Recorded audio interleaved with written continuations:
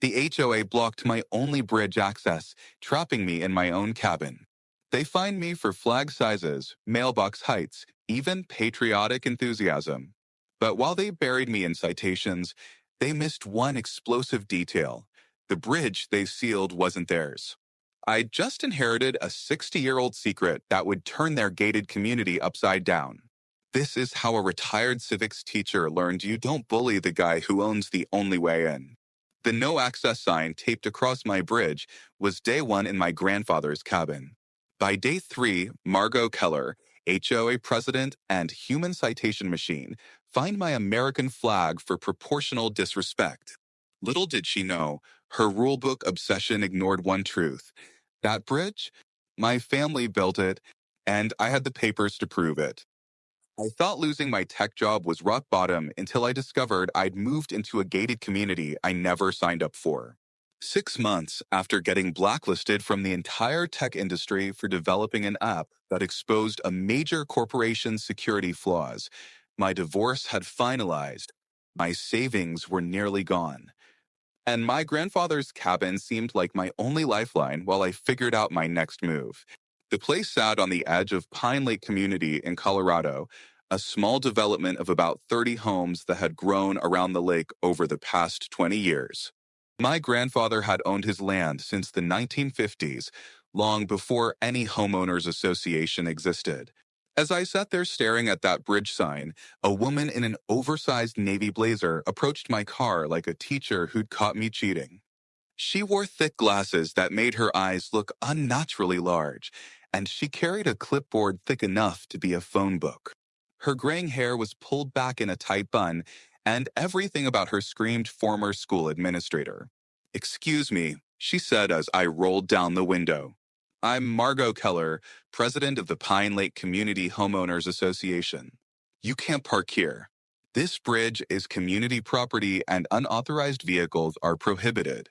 Her voice had that practice tone teachers use when they're about to give a lecture they've given 1,000 times before.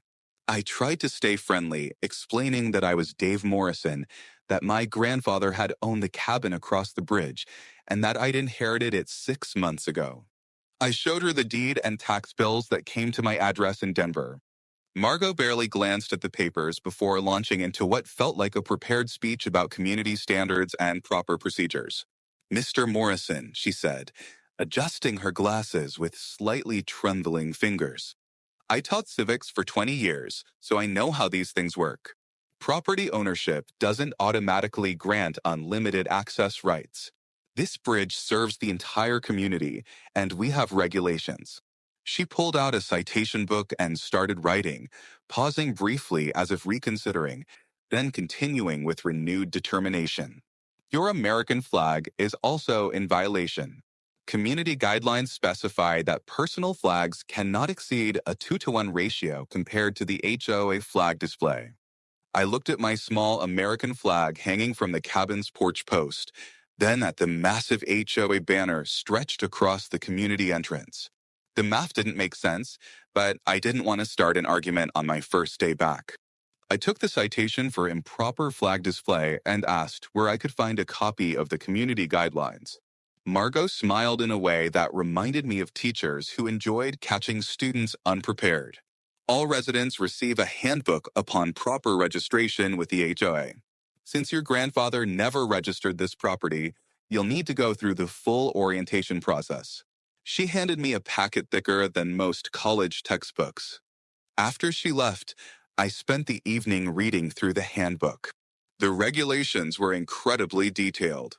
Specifications for lawn height, paint colors, mailbox styles, even acceptable angles for parking cars in driveways.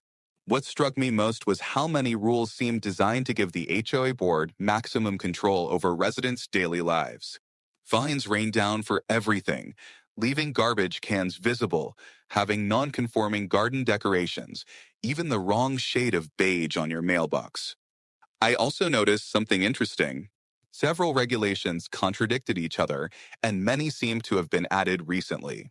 The original covenants from the development's early days were much simpler.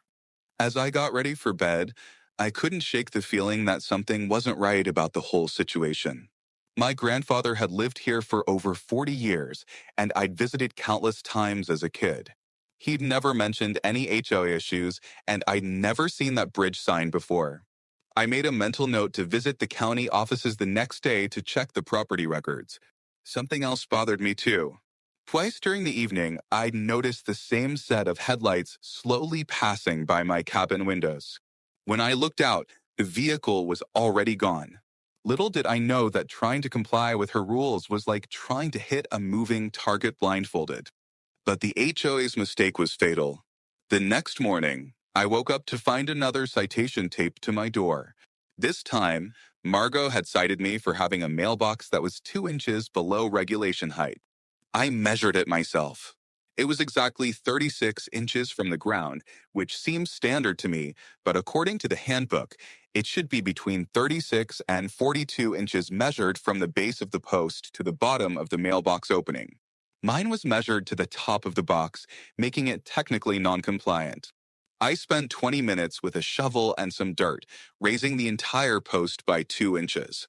By the time I finished, Margot had appeared again, clipboard in hand, watching me with the satisfaction of a teacher whose student had finally done their homework correctly. Better, she said, making a note on her clipboard. Though I notice your car is parked at an improper angle in your driveway. Community standards require vehicles to be positioned parallel to the property line, not diagonal.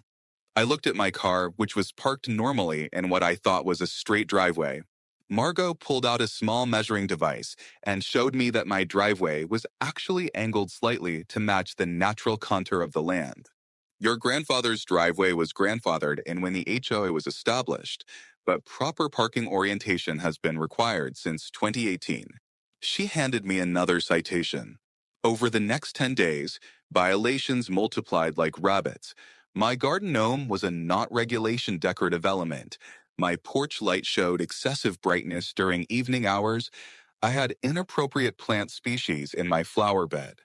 Apparently, my grandfather's wildflower garden didn't meet the community's cultivated landscape standards. Each citation came with a fine ranging from $50 to $200. And each fine came with a personal visit from Margot. I don't make these regulations arbitrarily, Mr. Morrison, she would say. I taught civics for 20 years, and I understand how communities function. Rules create order, and order creates harmony.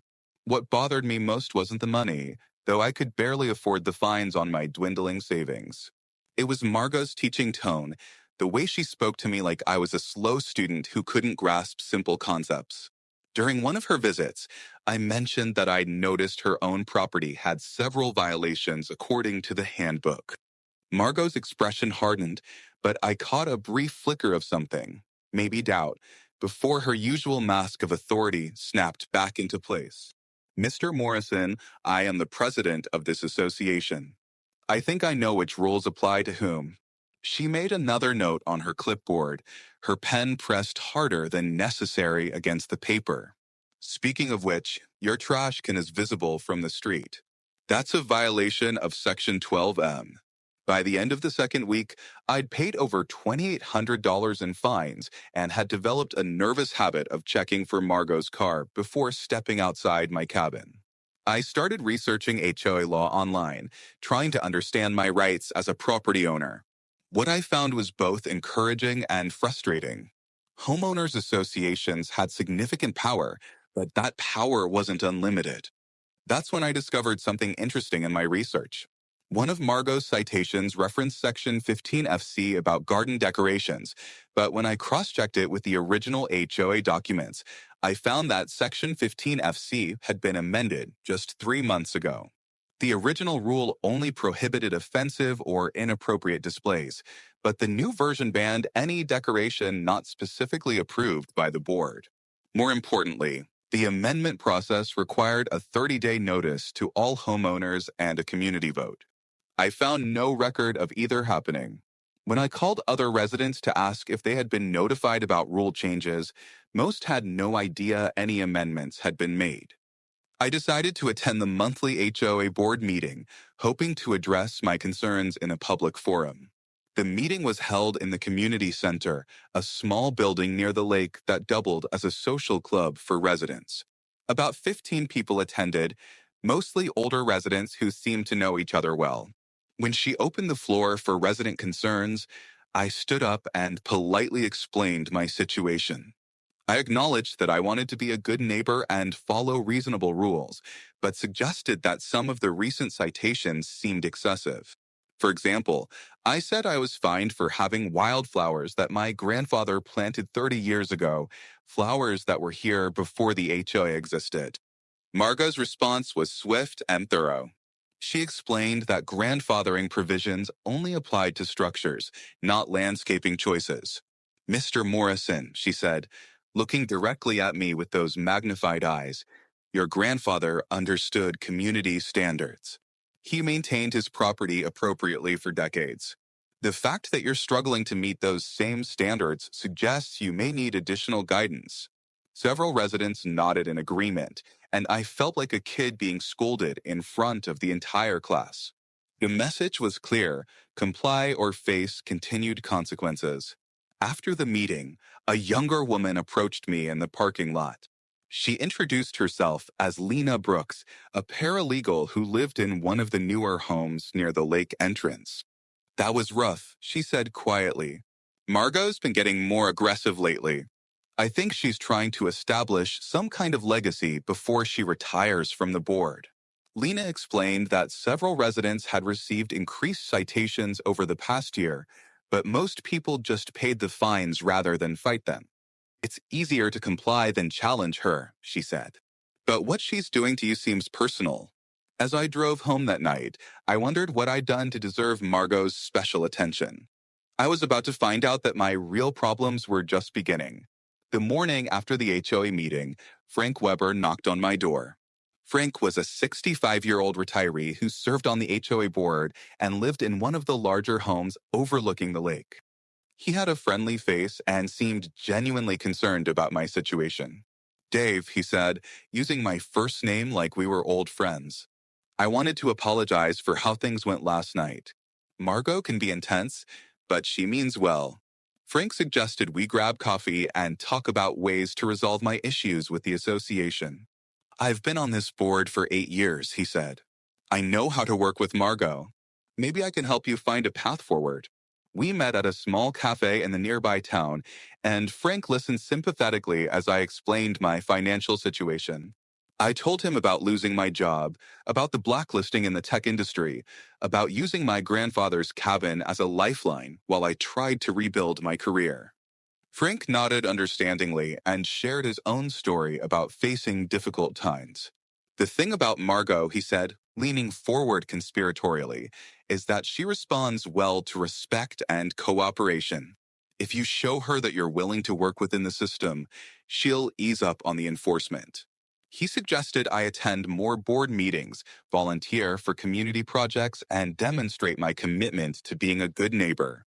Frank's advice seemed reasonable, and I was grateful to finally have an ally in the community. He offered to speak with Margot on my behalf and suggested a strategy of gradual compliance rather than trying to fix everything at once. Pick the most important violations first, he said. Show progress, and she'll give you time for the rest. We shook hands, and I felt hopeful for the first time in weeks. Frank seemed like exactly the kind of reasonable person I needed to help navigate the community's political landscape. He even offered to lend me his hedge trimmer to help with some of the landscaping issues.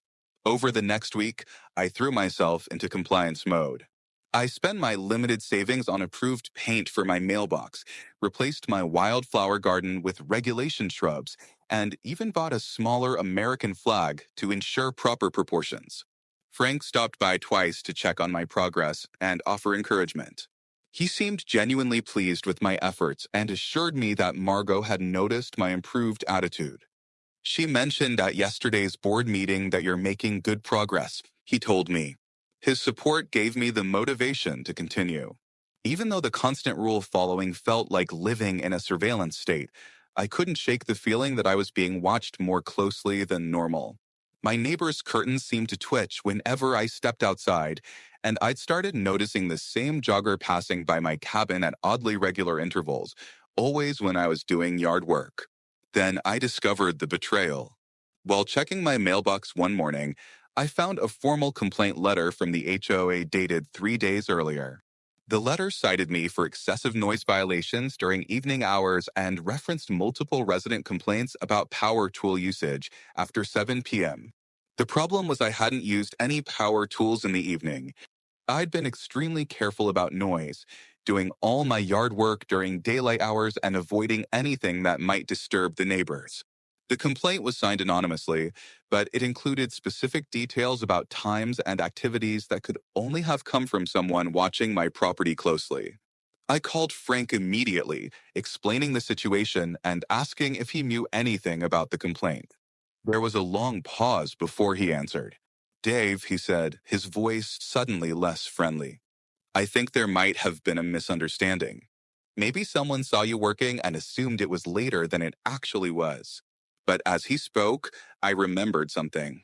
Frank had been at my cabin the previous evening when I mentioned planning to organize my grandfather's old tools in the shed. I hadn't actually done any work, but I talked about it while Frank was there. The complaint described exactly the activities I'd mentioned, down to the specific tools I'd planned to use. The realization hit me like a physical blow. Frank had been reporting our conversations to Margot, probably from the very beginning. His friendly advice, his offers to help, his encouragement about my compliance efforts. It had all been a way to gather information about my plans and activities. The surveillance I'd been feeling wasn't paranoia after all. Frank's smile vanished when I confronted him. Margot asked me to watch you, he muttered, avoiding my eyes. I can't afford her bad side. My ally was a spy. That night, headlights stalked my cabin again. Rules weren't the problem. I was the target. When I confronted him directly, Frank's response confirmed my suspicions. I'm sorry, Dave, he said quietly. But I have to live here too. Margot asked me to keep an eye on things, and I can't afford to get on her bad side. You'll understand when you've been here longer. That afternoon, I tried reaching out to other neighbors, hoping to find genuine support in the community. But everywhere I went, I encountered the same pattern. Polite sympathy followed by careful distance. People would listen to my concerns, nod sympathetically, then explain why they couldn't get involved. Margot's been good for property values, one neighbor said. I don't want to rock the boat, said another. A few residents admitted privately that they thought some of the rules were excessive, but none were willing to speak up publicly. The message was clear. I was on my own in this fight. As I sat in my cabin that evening looking out at the lake my grandfather had loved, I finally understood what I was really facing. This wasn't just about HOA rules or community standards. It was about power, control, and the way fear could turn neighbors into informants. Margot had created a system where compliance was enforced not just through official channels, but through social pressure and community surveillance. I realized that no amount of rule following would ever be enough because the rules themselves weren't really the point. The point was maintaining Margot's authority and the community's acceptance of that authority. I had become a test case, a demonstration of what happened to residents who questioned the system. What Margot didn't know, Granddad planned for bullies. Tomorrow, I would discover just how far Margot was willing to go to prove her point. I woke up to the sound of construction equipment. Outside my window, two men in hard hats were installing wooden barriers across the bridge, blocking my access to the main road. A bright orange sign declared, "Bridge closed for safety inspection, authorized personnel only." Margot stood nearby, supervising the work with the same clipboard she carried everywhere. When she saw me approaching, she held up an official-looking document. "Mr. Morrison," she announced loudly enough for the workers to hear, "this bridge has been deemed structurally questionable by our Community Safety Committee. For liability reasons, we're restricting access until proper repairs can be completed." The safety inspection was a lie. For 14 days, I hauled groceries through 3 miles of forest while Margot watched. When my job interview call dropped again, I stared at the lake. Granddad didn't build this place for me to starve. The practical impact was immediate and devastating. My cabin was now accessible only by a 3-mile hike through forest trails or by kayak across the lake if the weather permitted. I couldn't drive to job interviews, couldn't receive deliveries, couldn't even get groceries without carrying everything on foot through rough terrain. Within hours, my internet connection became unreliable due to the stress on the cable line from the detour route utility vehicles had to take. A video call with a potential client got dropped 3 times before they gave up and hired someone else. Another consulting contract fell through when I couldn't attend an in-person meeting in Denver. The physical toll was just as bad as the financial one. I'd been out of shape to begin with, and suddenly carrying groceries, supplies, and equipment 3 miles through forest paths left me exhausted and sore. I lost 15 pounds in 2 weeks, not from healthy exercise, but from the sheer difficulty of getting adequate food to my cabin. What made it worse was the pretense that this was about safety. The bridge was solid. My grandfather had built it himself in the 1960s using pressure-treated lumber and steel reinforcements. I'd crossed it thousands of times as a child and never felt the slightest wobble or weakness. But Margot's safety committee consisted of herself and Frank Weber, and their inspection had been purely visual. No structural engineer had been consulted. No professional assessment had been conducted. When I pointed this out, Margot responded with another lecture about liability and community responsibility. After 10 days of isolation, the community held an emergency board meeting to discuss my situation. I hiked in for the meeting, arriving sweaty and exhausted from carrying my laptop and documents through the forest trails. The community center was packed. Apparently, word had spread about the bridge situation, and residents wanted to see how it would be resolved. Margot called the meeting to order and presented her case for the bridge closure. She spoke about community safety, about the association's duty to protect residents, about the need for proper engineering assessments before allowing resumed access. Several residents nodded along, apparently convinced by her authoritative presentation. When Margot opened the floor for discussion, I stood up and tried to present my counterargument. I explained the financial hardship the closure was causing, pointed out that no actual safety inspection had been conducted, and suggested that the timing seemed suspiciously coincidental with my recent complaints about HOA enforcement. But as I spoke, I could feel my composure starting to crack. The stress of the past weeks, the isolation, the financial pressure, the feeling of being systematically targeted, it all came bubbling up at once. My voice got louder, my gestures more animated, and I could see some residents exchanging concerned glances. I'm a human being, not a QR code to be scanned for compliance with every inch of lawn height. I finally shouted. Do you people want a community or a concentration camp? The room fell dead silent. I realized immediately that I'd gone too far, that my emotional outburst had played right into Margot's hands. She waited a beat, letting the uncomfortable silence stretch, then responded with perfect calm. But for just a moment before she spoke, I saw something flicker across her face. Not triumph, but something that looked almost like regret. Her hand briefly touched her throat in what seemed like an unconscious gesture of vulnerability. Later, I would learn that Margot had faced her own community uprising years earlier when residents had tried to vote her out of the board presidency. She'd won that battle, but the experience had left her convinced that any challenge to her authority was a threat to the community's stability. Mr. Morrison clearly needs time to understand community values and appropriate ways to address concerns. I think this outburst demonstrates exactly why we need to maintain proper standards and procedures. Several residents nodded, and I could see that my credibility had evaporated completely. As I packed up my things and prepared for the long hike back to my cabin, a few residents approached me with awkward sympathy. But their message was clear. They understood my frustration, but they couldn't support someone who created scenes at community meetings. That night, I called a real estate agent and started discussing options for selling the cabin. I was ready to give up, let Margot win, and find somewhere else to rebuild my life. But as I sat in my grandfather's favorite chair looking at the lake he'd loved for 40 years, something shifted inside me. This wasn't just about HOA rules or community politics anymore. This was about the legacy my grandfather had built, about the home he'd created for our family, about the principle that bullies shouldn't win simply because they're more organized than their victims. Someone needed to stand up to her systematic abuse of power. I decided to fight back, but I needed ammunition. The next morning, I would start looking for it in the most unlikely place, my grandfather's old papers stored in the cabin's dusty attic. Cleaning out my grandfather's belongings had been on my to-do list since inheriting the cabin, but I'd been too busy dealing with HOA violations to tackle the job properly. Now, facing the prospect of selling the property, I finally climbed into the attic to sort through decades of accumulated memories.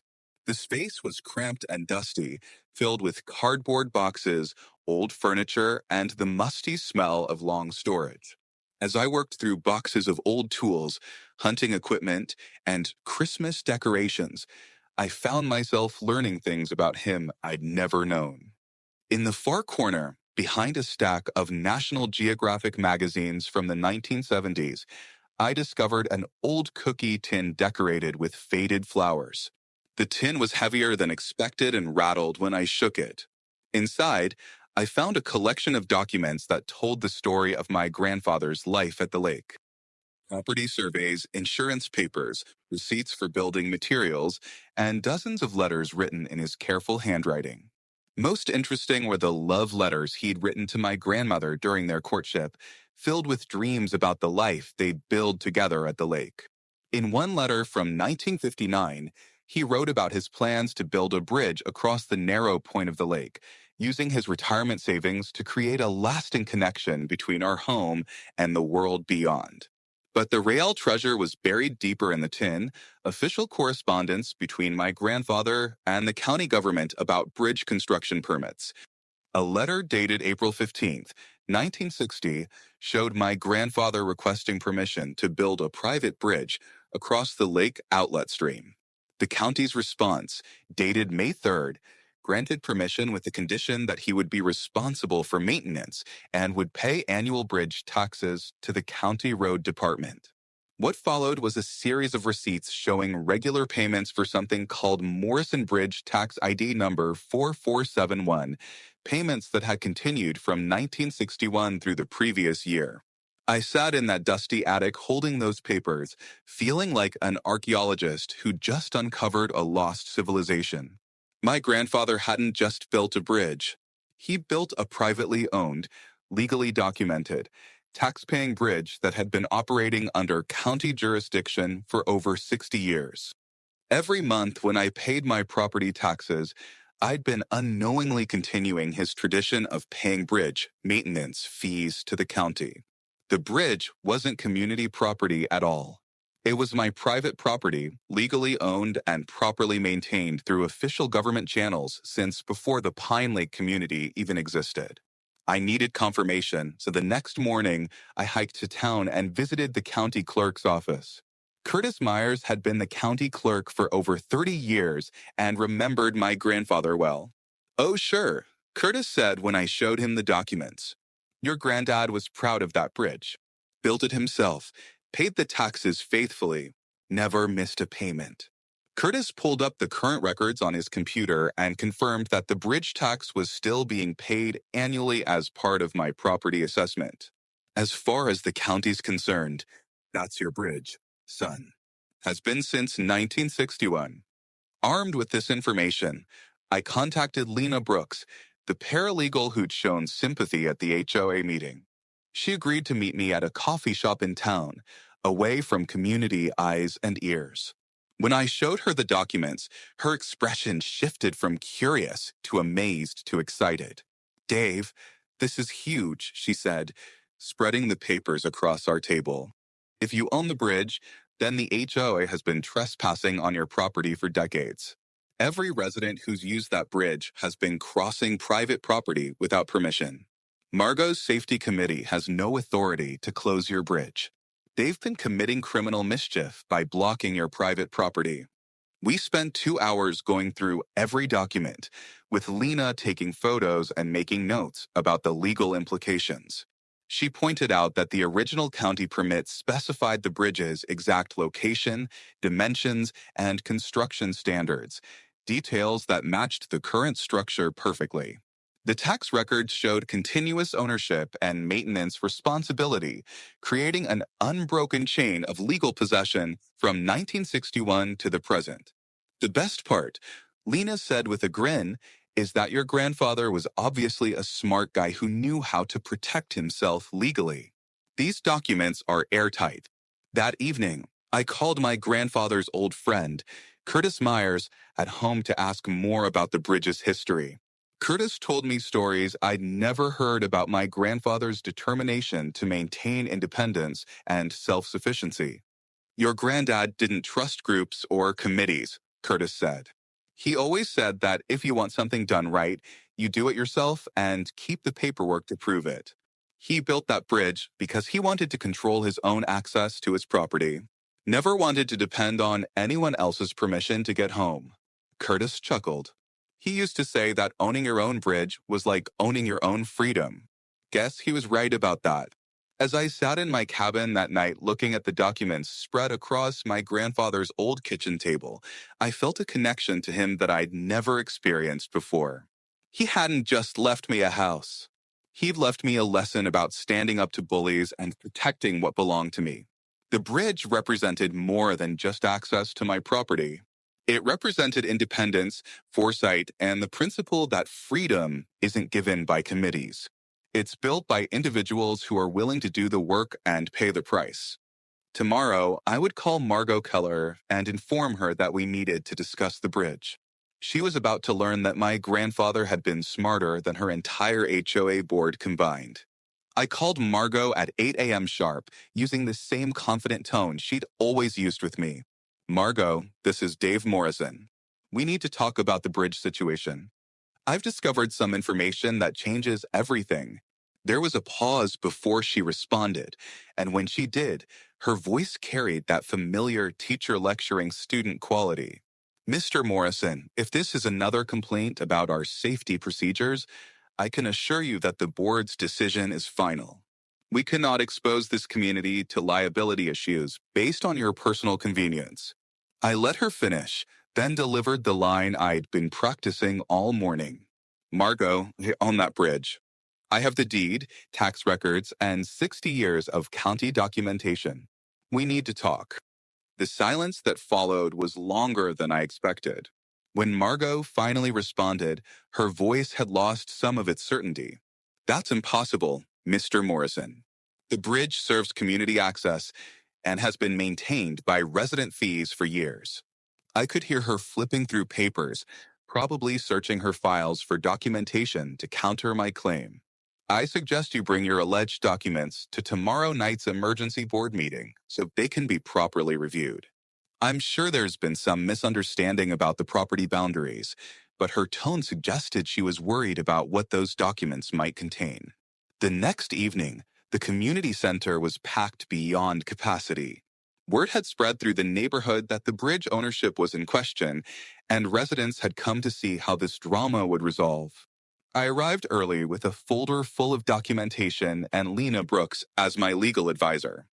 Margot entered with Frank Weber and two other board members carrying what looked like several boxes of HOA records. She'd also brought someone I didn't recognize, a stern-looking man in an expensive suit who introduced himself as the association's attorney. Margot called the meeting to order and immediately launched into what sounded like a prepared speech about property boundaries, community access rights, and the dangers of frivolous legal claims. Ladies and gentlemen, she announced, we're here tonight because Mr. Morrison has made some extraordinary claims about bridge ownership. I want to assure everyone that the HOA has maintained proper records of all community assets, and we will not be intimidated by unfounded legal threats. She gestured toward her attorney. Several residents applauded, apparently convinced by her confident presentation. When Margot finished, I stood up and calmly requested permission to present my evidence. I started with the original county permit from 1960, passing copies around the room so everyone could see the official seal and signatures. I explained how my grandfather had built the bridge with his own money, had obtained proper permits, and had paid bridge taxes continuously for over 60 years. This isn't a legal threat, I said, making eye contact with as many residents as possible. This is a legal fact. I have been paying county taxes on this bridge every month since I inherited the property. The county clerk confirms that Morrison Bridge tax ID number 424771 is my responsibility and my property. Margot's lawyer went pale reading Granddad's permits. These appear authentic, he conceded. A gasp ripped through the room. For 60 years, they'd crossed our bridge. Now, every resident owed me a nod of thanks or took the long way home. The room's atmosphere shifted as residents began examining the documents. These weren't photocopies or questionable paperwork. They were official government documents with raised seals, signatures, and an unbroken chain of recorded ownership. Several people started whispering among themselves, and I could see doubt creeping into their expressions. Margot's attorney asked to examine the documents, and after several minutes of careful review, he whispered something to Margot that made her face go pale.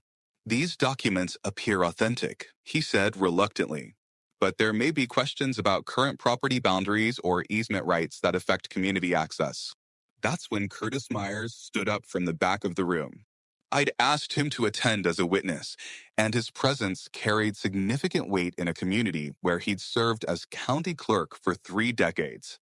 Ladies and gentlemen, Curtis said in his gravelly voice, I've known Dave's grandfather since 1958, and I've been processing the tax payments on that bridge since I started this job. There's no question about ownership here. Dave owns that bridge free and clear, same as his grandfather did before him. Every one of you has been crossing private property every time you've used that bridge, and the owner has been gracious enough to allow it without charging fees or restricting access. He looked directly at Margot. Until now, the legal implications began sinking in around the room. If I owned the bridge, then the HOA had no authority to close it. More importantly, if residents had been using my private property for decades without permission, I could potentially restrict that access or charge fees for continued use. The community attorney tried to suggest that decades of use might have created implied easement rights, but Curtis Myers shook his head. Easements require legal documentation or formal agreements. Allowing neighborly use of your property doesn't create permanent rights for other people. Margot made one last attempt to maintain control, standing up with her clipboard and launching into a speech about community standards and proper procedures. Even if these documents are valid, she said, this community has established protocols for major property decisions. Mr. Morrison cannot simply disrupt decades of established access patterns without following proper notification procedures. But her voice lacked its usual authority, and several residents were already leaving the meeting. Frank Weber tried to suggest forming a committee to study the situation, but the crowd was dispersing rapidly. As the meeting broke up, Margot approached me with an expression I'd never seen before. Uncertainty mixed with something that might have been respect. But there was also something else in her eyes, a flicker of the vulnerability she'd learned to hide behind her authoritative facade. For a moment, she looked less like the commanding presence who dominated every interaction and more like someone who'd built her entire identity around being in control, only to discover that control was slipping away. Mr. Morrison, she said quietly, perhaps we should discuss this situation privately. There may be ways to resolve this matter that serve everyone's interests. For the first time since I'd met her, she sounded like she was asking rather than lecturing. We should definitely talk, I agreed. But Margot, the conversation starts with acknowledging that you shut down my private property without permission and left me stranded for 2 weeks. She nodded slowly, and I realized she was beginning to understand that her power over me had evaporated completely. I gave the community 48 hours to process the new reality before implementing my solution. During that time, several residents approached me privately to apologize for not supporting me earlier and to ask about continued bridge access. Most were polite and seemed genuinely concerned about finding a fair resolution. A few, including Frank Weber, tried to suggest that I was being vindictive by even considering access restrictions. "Come on, Dave," Frank said during one awkward encounter. "You're not really going to shut down the whole community over some HOA politics, are you?" His tone suggested he still didn't understand that this wasn't about politics. It was about property rights and respect for those rights. My new sign didn't say private. It said, "This bridge built on faith and receipts." Margot took the forest path for a week. When she finally nodded, I smiled. Some lessons cost $25,000. On Saturday morning, I installed my own sign at the bridge entrance. Instead of Margot's authoritarian no entry barrier, I put up a simple wooden sign that read, "Private bridge, please nod thank you when crossing." I also installed a gentle rope barrier that could be easily lifted by anyone who acknowledged the sign's request. The system was designed to require just a moment of recognition that this was private property being shared out of neighborly goodness, not public property being used by right. Anyone who refused to acknowledge that basic courtesy would find the rope barrier remained in place, requiring them to take the long detour around the lake. The results were immediate and educational. Most residents, when faced with this simple request to nod acknowledgement, complied easily and seemed relieved that access wasn't being completely restricted. A few grumbled but nodded anyway, apparently deciding that a small gesture of courtesy was preferable to a 5-mile detour. But Margot predictably refused to participate in what she called theatrical displays of false authority. She stood at the barrier for 10 minutes the first morning, apparently waiting for me to lift the rope automatically. When I didn't appear, she turned around and took the long route to town. After 3 days of detours, Margot finally called to request a private meeting. We met at the same coffee shop where Lena and I had reviewed the documents, and for the first time since I'd known her, Margot seemed genuinely uncertain about how to proceed. She'd left her clipboard at home and spoke more quietly than usual. "Dave," she said, using my first name for the first time. "I think we've both learned some things from the situation. You've certainly proven your point about property ownership, but this community has 47 families who depend on that bridge for daily access. Surely we can find some reasonable compromise that serves everyone's interests." As she spoke, I noticed something I'd never seen before, a slight tremor in her hands as she reached for her coffee cup. For just a moment, the mask of absolute authority slipped, and I saw hints of the person behind the HOA president persona. She looked tired, older somehow, and I realized that maintaining constant control over an entire community must have been exhausting work. I had my terms ready. First, all HOA fines against me would be dropped, and the money I'd already paid would be refunded, a total of $4,200. Second, Margot would record a video apology to be shared with the community, acknowledging that she had overstepped her authority. Third, the HOA would establish an annual Freedom Week during which no citations would be issued for minor violations. Fourth, I would grant the community a formal easement to use the bridge.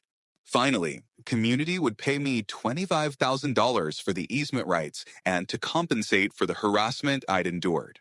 Margot's initial response was predictable. "Those terms are excessive, Dave. The community can't afford that kind of payment, and asking for a public apology is unnecessarily humiliating." But I learned something from watching her operate over the past months. "Margot," I said, keeping my voice calm and reasonable, "these aren't excessive terms.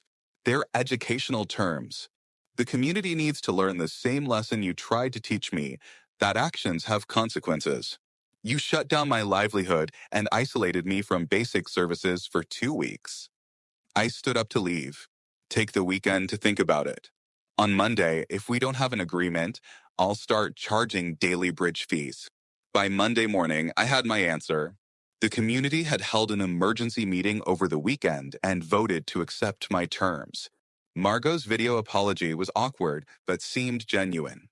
She acknowledged that she had made mistakes and promised to approach future community issues with more consideration for individual property rights.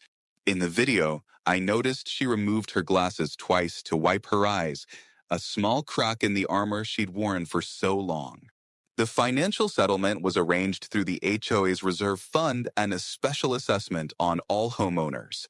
More importantly, the community adopted new guidelines requiring board approval for any actions affecting individual property rights, effectively limiting Margot's ability to make unilateral decisions. The resolution felt like more than just a personal victory. Over the following weeks, I noticed subtle changes in how the community operated. Residents seemed more willing to question HOA decisions and less afraid to express dissenting opinions. The constant stream of minor citations slowed dramatically, and board meetings became more collaborative and less authoritarian. 6 months later, I was still living in my grandfather's cabin, but now by choice rather than necessity. The settlement money had given me breathing room to rebuild my career, and I'd started a successful consulting business helping small communities navigate property law issues. The cabin had become not just a refuge, but a home base for a new chapter in my life. I had also become something of a local legend, the guy who took on the HOA and won, which led to other consulting opportunities with residents facing similar property disputes. My grandfather's wisdom about maintaining independence and keeping good records had created opportunities I'd never imagined. As I write this, I'm sitting on my grandfather's porch, looking out at the bridge he built with his own hands and his own money. There's a new sign there now, one that reads, "This bridge built with faith, strong as the spirit of the man who built it." Community members still nod when they cross, but now it feels natural rather than required. A genuine acknowledgement between neighbors rather than a grudging compliance with authority. I've learned that sometimes the best way to teach respect is to require it. And that standing up to bullies doesn't just protect yourself, it protects everyone who comes after you. The whole experience taught me something my grandfather probably knew all along. You can't depend on other people's goodwill to protect your rights, but you can depend on clear documentation and the courage to enforce those rights when necessary. I lost money in the short term, but I gained something much more valuable. Bullies only have as much power as we give them, and sometimes the best defense against unreasonable authority is simply to refuse to be unreasonable in return. In this case, justice wasn't just served, it was taught, one nodding acknowledgement at a time. Now, when neighbors nod at my bridge, I see respect, not fear, because sometimes the best community standard is a deed and the guts to enforce it. And remember, the most important property right isn't the right to exclude others. It's the right to be respected for what you own and what you've built. The bridge my grandfather constructed wasn't just wood and steel. It was a testament to the principle that freedom requires both preparation and courage. When bullies come knocking with their clipboards and citations, sometimes the best response isn't compliance or confrontation. Sometimes it's simply pulling out the paperwork that proves you've been paying attention all along. My grandfather taught me that bridges aren't just about getting from one place to another. They're about controlling your own path forward. And in a world full of people who want to regulate every inch of your life, owning your own bridge isn't just convenient. It's revolutionary.